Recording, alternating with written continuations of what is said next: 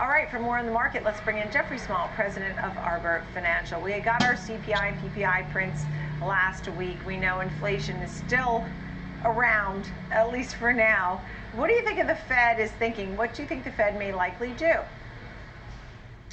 Well, I think the Fed is behind the closed doors. They've paused while yet promoting a 2% inflation rate, which is really kind of their objective, but it's a little bit of hysteria and grandioseness on their part. There's no way we're going to be at 2% inflation in this environment with the amount of money the government is spending, considering where energy prices are probably going to go over the next 12 months. And so I still believe, though, strongly that the Fed really is at the top end of the range. 10%, we're within a 10% peak of these of their raising rates. But the one thing, Nicole, that folks have to understand is interest rates move in two ways. One, by Fed action, and two, just by the markets. And organically, they've come up 100 basis points in the last 90 days without the Fed doing anything, actually pausing while maintaining a hawkish tone. And so the marketplace is really doing the Fed's work right now and slowing down the economy.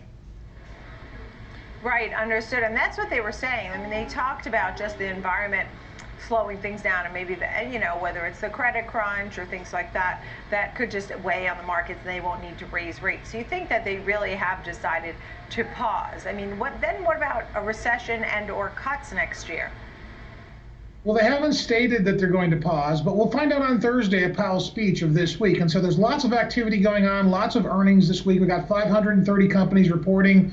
We've got some key economic data that will influence the inflationary mood here. And what we expect based on this week's numbers is that we're going to see probably organically interest rates are going to go back up another 10, 15, maybe 30 basis points from here and almost hit that 5% mark on the 10-year. And so from here, though, nobody really knows because it takes a long time for the economy to work its way through this effect of high interest rates. And there was so much steam forward and momentum from all the stimulus, all the cheap money, the expansion of credit, and we're still making our way through it. But the consumer is 70% of the economy, and the consumer is still very, very strong. And so I don't see the consumer pulling back, even though we're starting to see some small pullback in rents and home prices aren't really accelerating anymore. They're kind of in a state of decline. I think nationally we're down 3% over the last 6 months, which isn't a big enough move for the Fed at this time. And tell me about these price targets. So you have Meta 400, Amazon 175, Google 180. Well, these price targets are in the neighborhood of where everybody else's price targets are, so they're not specific to me, but that's kind of where we see things going the next 12 months.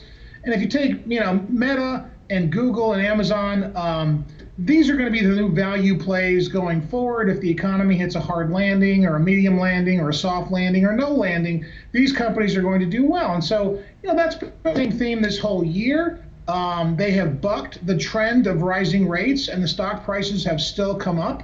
And so they're kind of antithetical to the economic mood from the Fed. And that's really what you want to own at this time, as opposed to the broader market and a lot of companies that are really getting squeezed due to the fact they've got too much debt, not enough cash flow, and not enough engineering on their balance sheets. But all that aside, all these companies take care of that, right? But the other issue is there's also going to be a secular bull market in AI, and these three companies are going to be on the forefront of that. And so in this environment, if inflationary indicators go up and these prices dip, you want to be a buyer on these dips? By all means, buy the dips, because right now Meta is trading at 24 times earnings. Despite a 160% increase in stock price this year, it's still relatively priced. And even at 30 times earnings, we're going to see it go up at least 1/3 in price here. That puts it at a hair under 400 at today's market price. And so that's not far-fetched at all, as long as they continue to outperform.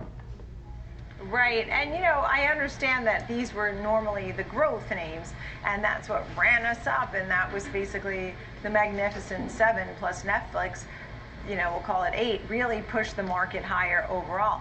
But the question is the growth versus the value, and I know you just explained it to a certain extent, but some folks would say they're back in this growth form because over, let's say, 3 months, up 12.5% for a name like Google Alphabet. A name like Meta, for example, has also been running hot. Let me check it out.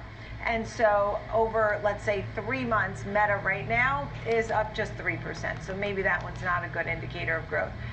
Month to date, it's up 7%. So how could you argue value versus growth on these names?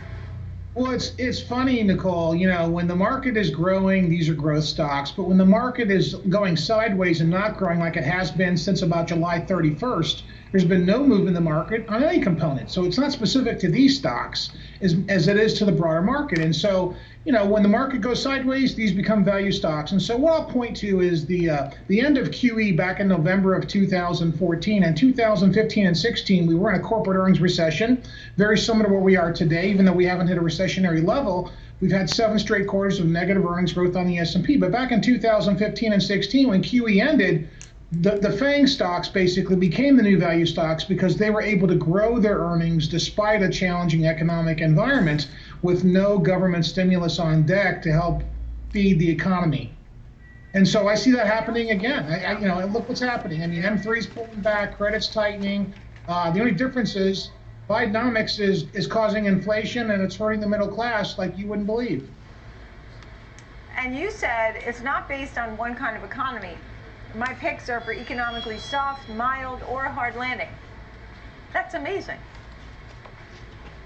Well, it's reality. It is amazing. These stocks will buck the trend no matter what the trend is. And so when that trend is not good for the markets, they become value based. When the markets are growing or more in a secular pattern of bullishness, then they become growth stocks. I mean, pick your poison. It doesn't matter. The stock prices are going up, Nicole. That's all that matters. Right. Right. Understood. Jeffrey Small, Arbor Financial, thank you so much.